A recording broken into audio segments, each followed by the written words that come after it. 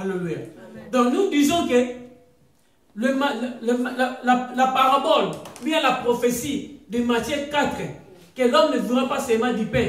Et quand nous lisons, nous avons donné Apocalypse 13, 11 à 18, 1 Roi 18, 1 à 8, Apocalypse 12, 7 à 4 et 1 Roi 17. Et nous voyons ça dans l'ombre, c'est Élie. Élie a fui Baal. Amen. A fui Jézabel. Après avoir tué le prophète de Baal. Et il va aller, c'est là où l'Éternel va le nourrir. Alléluia. Donc, cette parole que l'homme ne vivra pas seulement du pain, ce sont ces gens de ce temps-là qui vont prononcer cette parole. Amen. Parce que ceux qui seront faibles vont courir derrière, prendre la marque. Ils diront aux autres, mais vous allez mourir. Allez seulement prendre la marque. Amen. Voilà maintenant. Parce que quand on dit tu ne peux pas acheter, c'est-à-dire tu vas prendre plus pour travailler. Parce que c'est ça, l'assurance number que nous avons aussi, ça serait maintenant les 666. Le code. Amen. Ce n'est pas les 666. Nous l'avons déjà dit. Alléluia. Parce que la Bible dit, ceux qui seront seulement intelligents vont comprendre. Par exemple, quand tu es avec ta sœur, ta mère ou quelqu'un, ton voisin, tu le vois aller et revenir avec des aliments, qu'est-ce que tu vas comprendre? Qu'il a seulement la bête. Parce que tu ne peux avoir que ça sur tu. Parce que même ta sœur qui a la bête, qui a reçu la marque, amen, si elle va acheter, elle ne va pas te donner à manger. Elle ne va pas te donner. Parce que c'est comme l'envoûtement. Alléluia. Alors, quand ils diront que vous allez mourir, ces gens-là leur diront, l'homme ne vivra pas seulement de pain, mais de toutes parts qui sont de la bouche de l'Éternel. C'est alors l'Éternel s'occupera d'eux. Alléluia. L'Éternel s'occupera de leur manger. Mais il faut rentrer encore dans l'ombre pour comprendre les enfants d'Israël dans le désert. Alléluia. C'est l'Éternel qui les avait nourris pendant 40 ans. La manne qui descendait. Alléluia. Là, ce n'est que ombre. La réalité, c'est dans cette période de la tribulation. Alléluia. Alors, ceux qui s'accrocheront à l'Éternel, lui-même s'occupera d'eux. Ils n'auront pas besoin de la bête. Alléluia. Donc, vous comprenez que quand on parle, alléluia, touchons encore une autre prophétie. Jean 11, 17 à 26.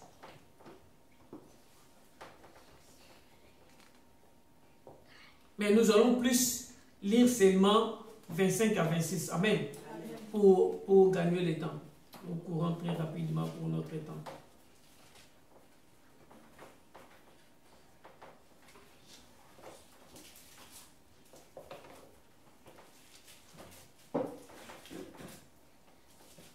Jean 11, 26. 25 à 26. Mais nous allons lire à la maison, on peut lire 17 à 26 pour la meilleure compréhension.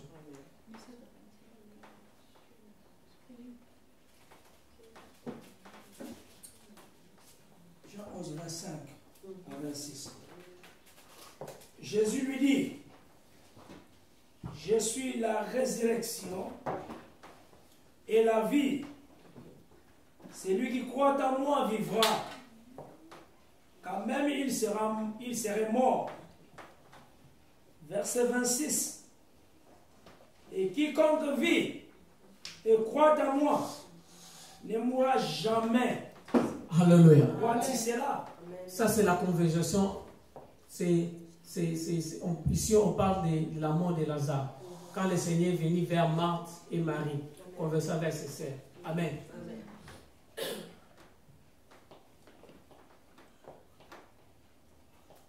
Pendant que le Seigneur s'approchait, Marthe vient lui approcher.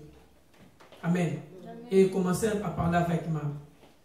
Il dit, je suis la résurrection de la vie. Marthe dit, oui, je sais, mon frère sera ressuscité à la fin. Le Seigneur dit, je ne parle pas de la fin. Je parle maintenant. Amen. Le Seigneur parlait de maintenant, tout en parlant de la révélation de la prophétie. Amen. Parce que le maintenant, on a vu Lazare ressuscité. Amen. Mais cette parole de 25 à 26, ce n'était pas par rapport à Lazare. Amen. Alléluia. Vous allez voir le Seigneur parfois, on vient lui poser la question par rapport au temple, dit voilà le temple est beau. Il commence à prophétiser. Je vous dis, Matthieu 24. Alléluia. Et on vient avec un autre problème. Il introduit un autre enseignement. C'est ce qu'il a fait avec Marc. Et il parlait de la résurrection de Lazare. Mais cette prophétie ne concerne pas Lazare. Parce qu'il dit, celui qui croit en moi vivra même s'il meurt. Celui qui croit en moi vivra même s'il meurt. Et celui qui croit en moi, celui qui vit, croit en moi, ne mourra jamais. Amen. Ah, voilà pourquoi il dit, je suis là, je suis de l'eau, celui à qui je donne l'eau ne mourra jamais. Et la femme ce matin dit, mais tu es plus grand que notre père Jacob. Parce qu'ils ont vécu et ils sont morts. Alléluia. Il dit, celui qui vit, croit en moi, ne va pas mourir. Oh, mais les pierres sont morts, les Pauls sont morts. Alléluia. Voilà un peu, une parenthèse. C'est ça. Quand vous voyez la parole de Dieu ne répond pas à la réalité, comprenez que ce n'est pas que la parole de Dieu qui a échoué. Non, comprenez que c'est une prophétie. Amen. Le temps de son accomplissement n'est pas encore dans cette génération. Amen. Simple. Alléluia. Quand vous voyez la parole de Dieu ne s'accroche pas, la réalité ne remplisse pas la parole de Dieu. Ce n'est pas que la parole a échoué, non. Cette parole, c'est une prophétie. Son accomplissement n'est pas dans cette génération-là. Alléluia. Il dit que celui qui vit, croit en moi, ne mourra jamais. Mais les Pauls sont morts. Nos pères sont morts. Nos passés sont morts. Nous avons des frères avec qui nous vivons sont morts. Et peut-être nous autres aussi nous mourrons. Que Dieu me parle. J'ai toujours prié que l'Éternel me parle. Parce qu'il y a des fois, les gens disent, nous allons tous mourir. Non, bien-aimé, laissez-moi te dire, il faut changer de langage. La Bible dit, nous ne mourrons pas tous. Tous nous allons pas mourir. Alléluia. Mais comment tu dis, nous allons tous mourir. Et puis tu te tiens devant la chair, tu prêches et tu dis que nous allons tous mourir. Non, c'est contredire la parole de Dieu. Alléluia. 1 Corinthiens 15, 51 à 52. 1 Thessaloniciens 4, 15 à 18. La Bible dit, nous ne mourrons pas tous. Alléluia. Amen. Nous ne mourrons pas tous. 1 Thessaloniciens 4, 15 à 18. Et puis 1 Corinthiens 15, 51 à 52.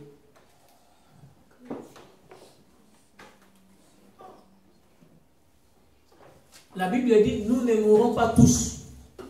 Alléluia. Ici, on parle de l'enlèvement. Mais en clin d'œil, amen. Nous serons tous transformés. Amen. Les morts en Christ ressusciteront premiers. Et nous qui serons vivants en ce moment-là. Donc la mort ne va pas frapper tout le monde. Alléluia. Et par rapport toujours à Ecclésiaste 1, 9, amen. Rien n'est nouveau sous le soleil. Il faut prendre notre témoin dans la doctrine. Amen. Allons dans l'ombre et dans la doctrine, prenons un autre témoin. Enoch n'a pas connu la mort. Alléluia. Enoch n'a jamais connu la mort. Le prophète Élie n'avait jamais connu la mort. Amen. La Bible dit qu'il était enlevé des vivants. Ils ne sont jamais descendus dans les séjours des morts. Alléluia. Donc, cette image, c'est pour nous dire que nous aussi, ce n'est pas que tous nous allons mourir. Mais la Bible dit, au son de la trompette, les morts, nous, les vivants, ne dévancerons pas les morts. Les morts ressusciteront, les morts en Christ ressusciteront premièrement. Et nous qui serons vivants à ce moment-là, nous serons changés, transformés et nous allons monter pour rencontrer le Seigneur dans les airs. Donc il ne faut jamais dire que nous allons tous mourir. La mort, comme on dit, le commun des humains. Non. Alléluia. Non. Voilà, quand le Seigneur maintenant parlait à Marthe, il dit que celui qui vit, croit en moi, ne mourra pas. C'est pendant l'enlèvement que cette parole doit avoir son accomplissement. Il faut dire, mais Paul est mort. Mais oui, Paul est mort. Parce que cette parole, c'est une prophétie qui ne concerne pas la génération de Paul. Même nous autres aussi, peut-être, si l'enlèvement arrive dans les 100 ans, peut-être, cette parole ne va pas non plus nous concerner. Amen. Donc, ceux qui seront vivants au son de la trompette de l'enlèvement, alléluia, ceux-là, l'enlèvement va les trouver vivants. Ils ne vont pas connaître la mort. Ils seront automatiquement transformés comme Élie, comme Enoch, et enlevés. Voilà l'accomplissement de cette parole. Et il dit encore, et celui qui vit, croit en moi, ne mourra jamais. Et celui qui croit en moi, il va continuer à vivre, même ici, mais. Ah. Alléluia. Il dit, celui qui croit en moi, s'il meurt, il va continuer à vivre. Ah, nous comprenons que les pauvres ne sont pas morts. Amen. Ils ont seulement quitté cette vie, ce monde. Ils ne sont pas morts. Amen. Oh, les pierres ne sont pas morts. Est-ce que vous comprenez? C'est-à-dire que les chrétiens ne sont pas morts. Ah, les seigneurs prophétisaient. Ah, les mystères de ces jours des morts. Nous en avons déjà parlé. Dans les seigneurs, ils voyaient déjà qu'il va détruire le séjour des morts. Amen. Amen. Matthieu 27, 50 à 53. La Bible dit à la résurrection du Seigneur Jésus-Christ. Amen. Les tombeaux se fondirent. Ah, nous avons déjà parlé du mystère des séjours des morts. C'était le pilier des séjours des morts qui s'était fondu. Amen. Amen.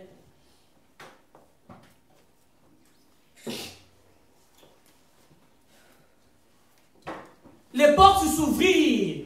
Ah, Pierre en prison. Paul et Silas en prison. Amen. Pendant qu'ils louaient, les portes elles-mêmes s'ouvrirent. Alléluia. Les piliers se fondirent. C'est ça le mystère des séjours des morts. Alléluia. Donc le Seigneur déjà quand il disait que c'est lui qui croit en moi, il va continuer à vivre même s'il est mort. Amen. Alléluia.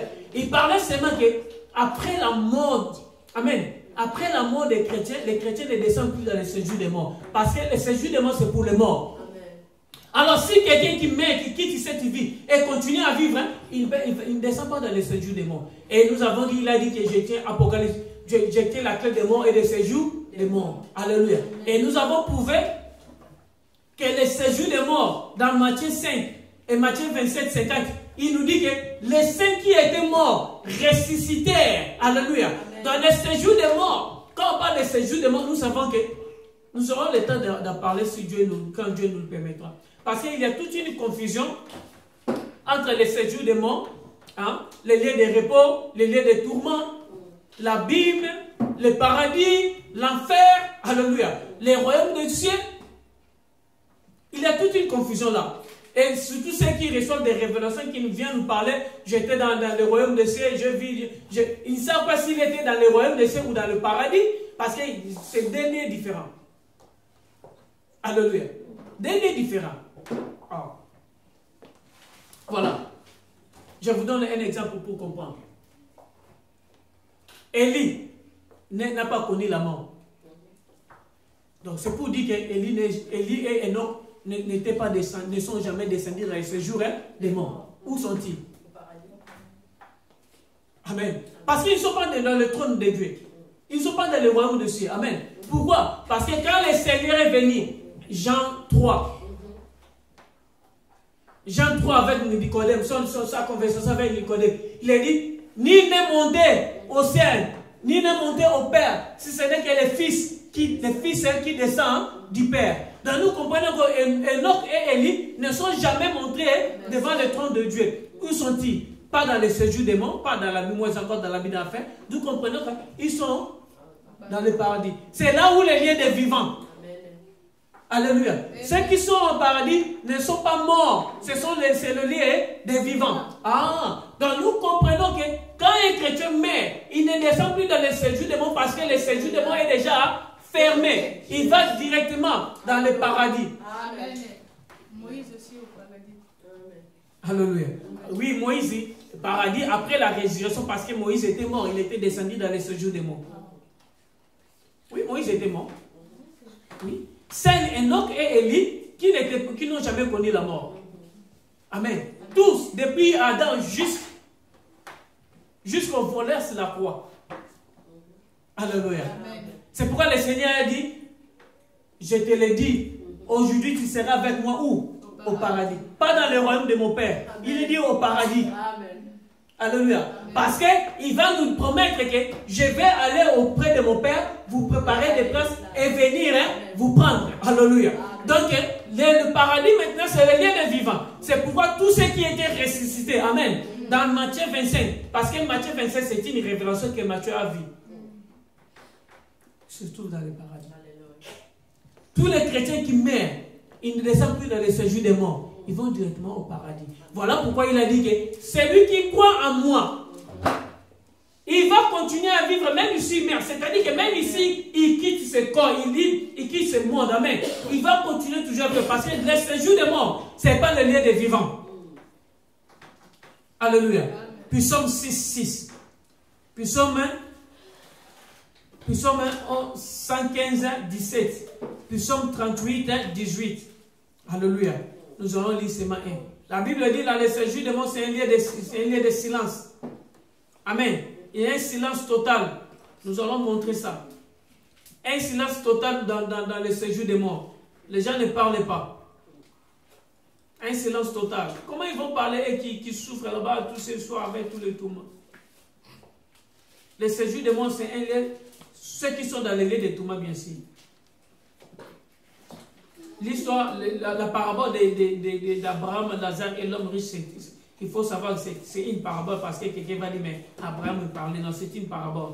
C'était un enseignement que le Seigneur voulait nous montrer, nous parler de ce qui se passe dans le lieu là-bas. Amen. Nous l'avons déjà abordé dans le ministère des séjours des morts. Amen. Psaume 6. Je vais seulement lire un passage et puis nous allons méditer l'autre psaume 115, 17 et 38, 18. Je lis au nom du Seigneur. Amen. Car c'est lui qui meurt n'a plus ton souvenir, qui te louera dans les séjours des morts. Alléluia. La Bible dit qui va te louer dans les séjours des morts. Parce que pourquoi? Parce que c'est un silence total, silence absolu. Puis dans le psaume 115, 17, 38, 18, on nous le dit. Maintenant, voilà maintenant ce que l'apôtre Paul nous dit par rapport au paradis. 2 Corinthiens 12, 1 à 14. 12, 1 à 4, sorry. 2 Corinthiens 12, 1 à 4. Voilà ce que l'apôtre Paul dit par rapport au paradis. Là, Psaume nous dit, le séjour des morts, c'est un lieu, un silence total. Maintenant, l'apôtre Paul nous dit, dans 2 Corinthiens, si un bien aimé a trouvé le livre, pendant que moi je le cherche, mes feuilles sont très collées parce que c'est un nouveau livre.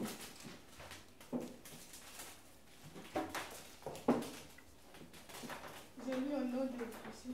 Amen. Il faut se glorifier, cela n'est pas bon. J'en viendrai néanmoins à des visions et à des révélations du Seigneur. Je connais un homme en Christ qui fut, il y a 14 ans, ravi jusqu'au 3e ciel. Si ce fut dans son corps, je ne sais. Si ce fut hors de son corps, je ne sais. Dieu le sait. Et je sais que cet homme, si ce fut dans son corps ou sans corps, je ne sais. Dieu le sait. Fut enlevé dans le paradis et qu'il entendit des paroles ineffables qu'il n'est pas permis à un homme d'exprimer. Amen. Amen. Alléluia. L'apôtre Paul dit, c'est où? C'est au paradis. Il a entendu quoi? Des paroles. Alléluia. Donc, au paradis, ce n'est pas un lieu de silence. Donc, nous comprenons que le séjour des morts, c'est un lieu de silence. Mais ceux qui sont au paradis, puisque ce n'est pas un lieu de silence, c'est le lieu des vivants. Amen. Ah, nous comprenons directement que quand le Seigneur dit que c'est qui vont croire en moi vont continuer à vivre, même si ils meurent. Parce qu'ils ne descendent plus dans le lieu de silence. Ils descendent ils vont aller dans le lieu des vivants. Alléluia. Alors nous comprenons qu'ils descendent, ils vont directement dans le paradis. Parce que dans les royaumes de Dieu, devant le trône de Dieu, nous irons ensemble. Amen.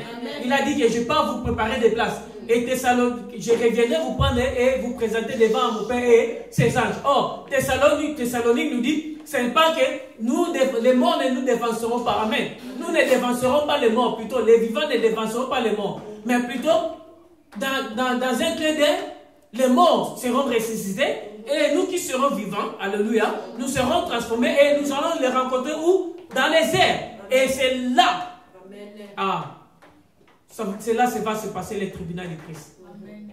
Amen. Ce n'est pas notre sujet. C'est là où ça va se passer le tribunal du Christ. Là où nous allons recevoir des récompenses.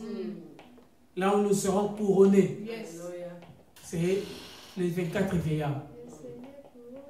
Amen. Ça, c'est le 24 vieillards. Alléluia. Nous en parlerons. Ce n'est pas notre sujet. Donc, nous comprenons que quand il dit, c'est une prophétie qui a accomplissement à des temps. Amen. Pour ceux qui seront vivants et pour ceux qui meurent. Amen. Ils vont croire au Seigneur. Ils vont continuer à vivre. Et ceux qui seront vivants à ce moment-là. Amen. Donc, il ne faut pas dire, il ne faut pas avoir l'habitude de dire, ah, nous allons tous mourir. Non. Tout homme est mortel. Non. Alléluia. Je sais qu'il est écrit. Mais c'est ce qui est écrit. Mais il faut avoir la révélation, l'explication de ce qui est écrit pour comprendre. Nous comprenons que nous n'allons pas tous mourir. Alléluia. Amen. Nous allons aborder notre point très rapidement pour terminer. Et notre passage.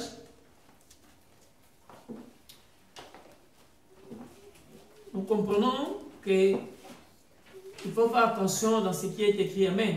Il ne faut pas s'aborder dans ce qui est écrit. On risque d'être déçu par rapport à la réalité. Mais plutôt entrer dans la révélation. Entrer dans le sanctuaire de Dieu. Amen. Pour recevoir l'explication. Que l'Esprit t'éclaire. Que l'Esprit te donne l'explication. Exode 20:12. Un bien-aimé peut nous préparer Deutéronome 5:16. Pour gagner du temps, un autre bien-aimé va nous préparer Éphésiens 6:1-3. Exode 20:12.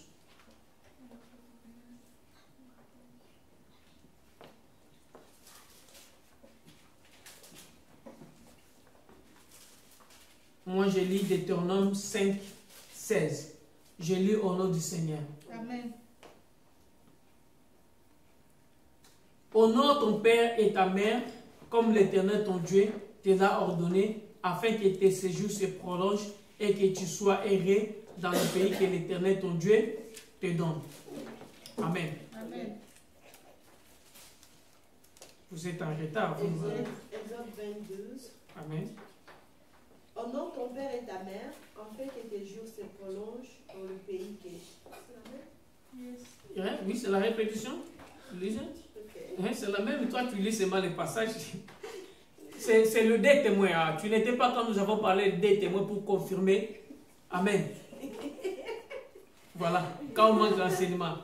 Joseph a dit à Pharaon, puisque le rêve s'est répété à 2 fois, pour l'Éternel, c'est une confirmation que la chose va s'accomplir. Amen.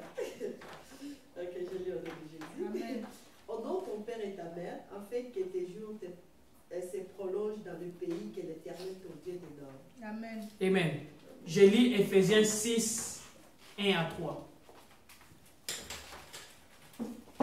Maintenant, l'apôtre Paul va nous expliquer, nous donner les explications. Amen. L'explication de ces 2 versets. Éphésiens 6, je lis à partir du verset 1. Enfin, obéissez à vos parents selon le Seigneur, car c'est là eux juste. Honore ton père et ta mère. C'est le premier commandement avec une promesse. Afin que tu sois erré et que tu vives longtemps sur la terre. Alléluia. Voilà un peu. Nous avons dit, quand vous voyez la parole de Dieu, ne s'accroche, la réalité ne répond pas à la parole de Dieu, comprenez qu'il ne faut pas vous soucier. Amen. Comprenez que c'est une prophétie qui ne concerne pas la génération là. Voyez un peu. Combien d'enfants qui n'obéissent pas à leurs parents et ne vivent pas longtemps? Combien? Alléluia. Combien de jeunes qui meurent, des innocents qui meurent partout. Amen. Quand vous comparez, nous voyons même dans des documentaires, partout, quand vous comparez des vies, amen, et ceux qui vivent dans des différents pays nous donnent des témoignages, tels que ceux qui vivent dans l'Occident, amen. Les enfants n'obéissent pas. Les parents ont échappé au contrôle de leurs enfants, amen. Les enfants ne grandissent plus sous l'autorité de leurs parents, l'autorité totale telle qu'il se doit. À pas comparer par rapport à l'Afrique, comparer par rapport peut-être dans d'autres pays tels que de l'Asie ou de l'Amérique du Sud. Amen. Amen. Mais vous allez remarquer que la longévité, alléluia, c'est plus à l'Occident que dans ces pays-là. Les enfants vivent plus longtemps là où ils n'honorent pas, où on n'obéissent pas leurs parents, que là où c'est que les enfants qui obéissent leurs parents. Oh, est-ce que la parole de Dieu a échoué? Non. Alléluia. Amen. Nous comprenons que c'est une prophétie qui ne concerne pas notre temps. Même si ça a été dit à la loi n'est qu'ombre. C'est la doctrine. Amen. Amen. Ombre des choses à venir. Ah, maintenant, il faut maintenant chercher là où cette réalité, amen, cette parole de Dieu va réellement s'accomplir. Alléluia. Amen. Allons très rapidement. Ésaïe 65. Nous allons lire Ésaïe, prophète Ésaïe. C'est ça, un des grands prophètes. C'est merveilleux. C'est Dieu a fait, Dieu l'a utilisé vraiment d'une manière spéciale. Amen. Ésaïe 65, 20. Je lis au nom du Seigneur. Amen. Il n'y aura ni enfant, ni vieillard qui n'accomplisse leur jour. Car celui qui mourra à 100 ans sera jeune, et le pécheur âgé de 100 ans sera maudit. Alléluia. Amen. Alléluia. Amen. Voilà, ici le prophète Ésaïe dit, tout le monde va accomplir ses jours.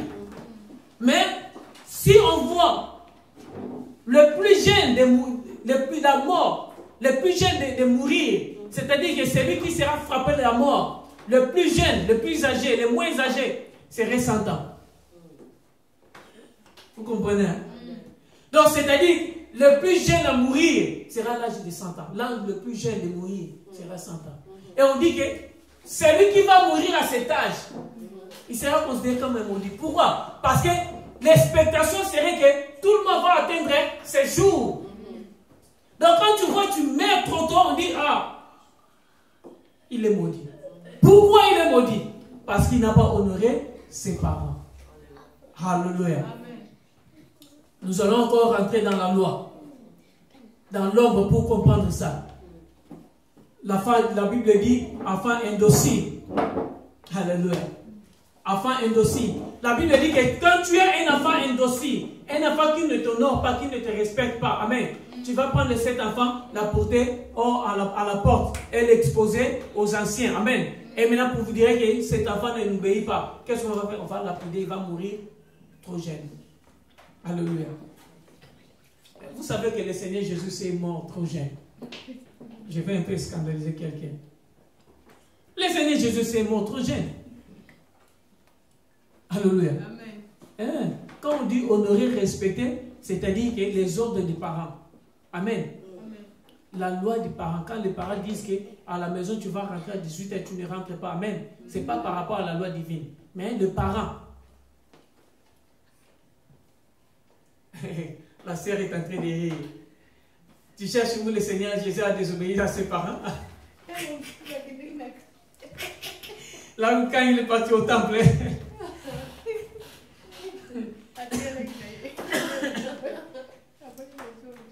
Vous cherchez là où le Seigneur n'a pas respecté.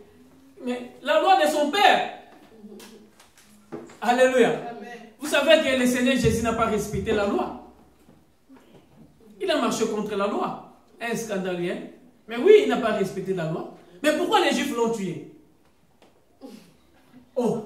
Mais il faut lire pourquoi il a été tué. Les Juifs ont dit, nous te lapidons, non seulement, non parce que tu guéris les malades, non, parce que tu te fais égal hein, à Dieu. La première chose. Et pourquoi? Parce que tu n'honores pas les sabbats. Mais il a guéri quelqu'un au jour des sabbats. Ils ont dit, mais c'est un scandale. Il n'a pas respecté la loi. Nous en parlerons plus tard. Amen. Nous allons aller dans le profondeur pour comprendre. Parce que sans avoir, amen, parce que si le Seigneur Jésus aurait marché par rapport à la loi, alors, à quoi serait sa mort? Les Juifs ne l'auraient pas tué.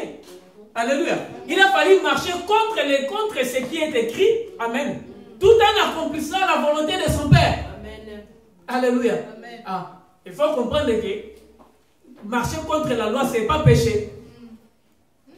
Ah, il a dit un autre scandale. Marcher contre la loi, ce n'est pas péché. Le Seigneur Jésus a marché contre la loi de Dieu. Mais la Bible dit, lui qui n'avait commis ni fait le mal. Le bouc d'Azazel. C'est sur lui que tout était retombé. Amen. Esaïe